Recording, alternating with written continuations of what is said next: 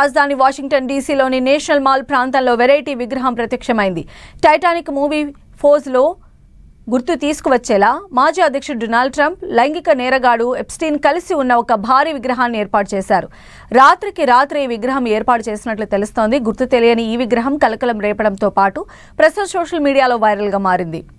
దాదాపు 12 అడుగుల ఎత్తు ఉన్న ఈ విగ్రహానికి గోల్డ్ కలర్ వేశారు. టైటానిక్ సినిమాలో జాక్ రోజ్ షిప్ ముందు భాగంలో నిలబడినట్లే ఇక్కడ ఎప్స్టీన్ ముందుండగా ట్రంప్ వెనక నుండి పట్టుకున్నట్లుగా ఉంది.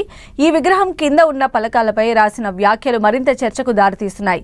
జాక్ రోజ్ మధ్య విషాద ప్రేమ కథ, విలాసవంతమైన ప్రయాణాలు, పార్టీలు, రహస్య నగ్న చిత్రాల మీద ఆధారపడి ఉంటే ఈ విగ్రహం ట్రంప్ ఎప్స్టీన్ మధ్య ఉన్న అటువంటి బంధాన్ని గుర్తు చేస్తోందని రాసి ఉంది. కేవలం విగ్రహమే కాకుండా క్యాపిటల్ హిల్ మార్గంలో 10 బ్యానర్లు కూడా ఏర్పాటు చేశారు.